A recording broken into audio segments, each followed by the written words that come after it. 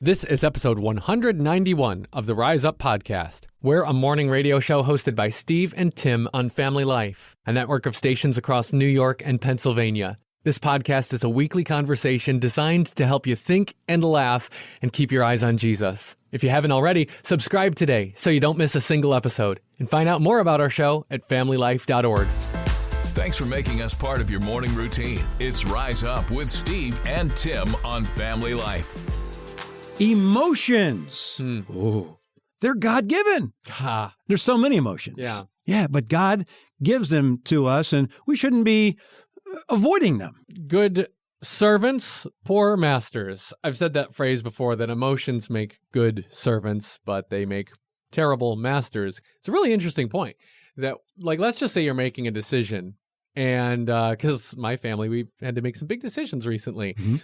And when you're going to make a decision, how do you do it? Well, you think. You use your brain. You make calculations. You write things out. You talk to people. You pray. Wisdom. That's how you make decisions. Emotions don't get to call the shots on how you make the decision. Emotions are going to follow one way or another. Maybe they'll be feeling really, really great. And that's nice. That feels good. Maybe they'll feel really, really bad. Well, that's tough, and you got to accept that. But you can't let it master you and change where you're going. So that's something I've been thinking about lately with decisions, is emotions are a gift, and they're to be received, not denied, not necessarily followed, right? We don't have to follow them, but emotions probably work best when we receive them for what they are. They're a something that can help us to just process where we're at, maybe not take the wheel and guide us to go another place, but they are a gift, and we've got to process them, because it doesn't work if we're just trying to stuff them down. I think we can all agree that God made each one of us differently, right? We're all different human beings. And I'll just speak. And again, I can say this, and this is not a 100%, because since we all are different, God even gives us unique emotions for situations. But let's take one that generally is known. Again, there are exceptions, that for men, crying can be a sign of weakness. Some people will look at it as that. It's like, hey, you don't need to cry. Don't cry, whatever. But crying is natural. It's healing. And sometimes the crying is exactly what we need. And God knows that, because he made us to cry or let whatever situation. But there's that thing that we have to be careful of around other people. It's like, you don't need to feel that way. Well, like, I feel that way. Yeah. Now, so as someone who's looking at someone having an emotion, whatever emotion it is, I don't think it's very beneficial to say, don't feel that way, but rather to acknowledge that they're feeling. It's like, I'm here for you. God's here for you. No matter what the emotion is, I don't think it's a very good thing to say, no, don't feel that way, because they feel that way. Yeah, and it's a real thing. If you're feeling it, it's real. And the emotions and the thoughts, like, yes, thoughts can lead to emotions, but let's be honest, we all know that they occupy different parts of our experience. You're not going to talk somebody out of feeling a certain way. At least I don't think that's generally how it works. It's got to be something that connects at the heart level. So like you just said, Steve, telling somebody, don't feel that, or telling yourself, don't feel this. And how often does that really work? I think about how we just talked, Steve, about, making decisions and emotions, and sadness being one of those emotions. So in my family, we just recently moved into a new house, different house. That's exciting, happy, right? Well, it's really sad when you're leaving something behind. So for my family, we couldn't make this decision based on how we felt, because if we were just going on how we felt, we'd stay in the same house. We're sad to leave it, so let's stay with it. Well, okay, but the emotion doesn't get to call the shots. The emotion doesn't get to tell you where to go. Sadness might tell you to, no, stay put. I want to feel sad, so don't ever change anything. Well, sometimes wisdom leads you to walk right into something that is going to mean a season of sadness. So as I think about processing that around my kids, who it's okay for them to see dad cry. Because as I told my daughter recently, it's okay, honey. You can be happy and sad at the same time. You can be happy and sad. That's where you got to preach truth to yourself.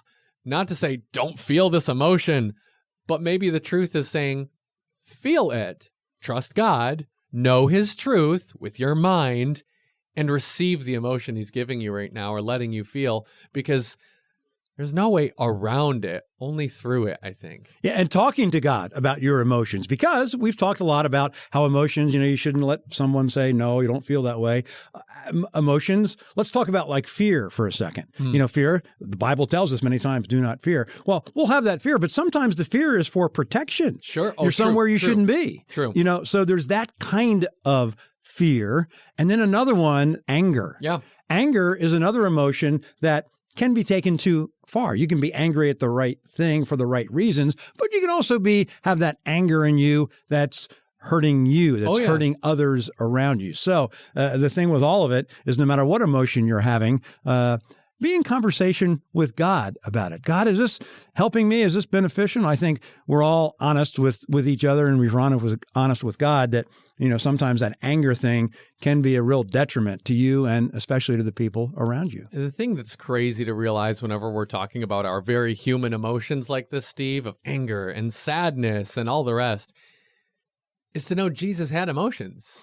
I mean, right. God in the flesh, what happens when you're truly human being like Jesus is? Well, you feel things, and he did feel things. I mean, you read the Bible, and every emotion, Jesus experiences them, yet without any sin. Right. Imagine that. So that means, doesn't it, for each of us, that our emotions don't have to be sinful. Even the really tough emotions like anger doesn't have to be done wrong. So often it is done wrong in our broken way of living life. But our emotions are not in and of themselves wrong. God has emotions too. Right. So acknowledge your feelings, I think we're saying. Yep. Acknowledge them, express them, but let God guide them. Here we go. It's another new day. You're listening to Rise Up with Steve and Tim on Family Life. Let's rise up on Family Life. We're talking to you about stories, what you've been through, where you've seen God, and how you'd turn around and you'd encourage somebody else who's been in the same place. Good morning. My name is Dawn, and I'm from Fredonia. Hey, Dawn. And I was a caregiver for both of my parents. And those were very trying times. They both had cancer. My mom was in dementia. But that time spent was more valuable than anything. Even though it's a trying time, God got me through all of it. I couldn't have done it without him. The stress and the anxiety, but he gave me knowledge. He gave me wisdom. I count it joy that I was with my parents till the end. Dawn, when you say that, just imagining who's there in a spot where they're tempted to say, what am I doing? What matters? Is this worth it? Thanks for sharing that, Dawn. You will feel very alone. You will feel very alone. I felt very alone doing it with my parents, but I pushed through, and I asked God for wisdom in all of their circumstances with hospitals and doctors, and it was definitely worth it. Well, he was there through you. He was with you, and you know that. And he's with somebody else who's in the same boat right now, too, isn't he? Yes. Count it all joy. Talk to them about memories. Talk to them about life, because those memories will be what matters. It's Steve and Tim helping you to rise up on Family Life, a friend you can turn to. You've taken a shower before in your life. I know it. And perhaps you've had a great idea while you're in the shower. Like, this will be great, because scientists say creativity actually thrives during monotonous tasks. I love that. Your brain's kind of on autopilot. Maybe you're washing dishes or mowing the lawn or, maybe shampooing your hair. It starts with connecting ideas that you didn't even know were there. I've had some great ideas in the shower, just the paper gets all wet when I write it down, so I've stopped doing that. But here's the point. God wired us to think, imagine, and dream. Sometimes the best inspiration comes when we finally, stop striving. Yeah. And let our minds breathe a little bit. So go ahead. Maybe you're in a brainstorm meeting at work and you can't come up with any ideas. Just say, hey, boss, I'm going to go home, wash the dishes, mow the lawn, take a shower, and I'll be right back. No problem. May the blessings of the Lord be with you in all that you do today. This is Rise Up on Family Life.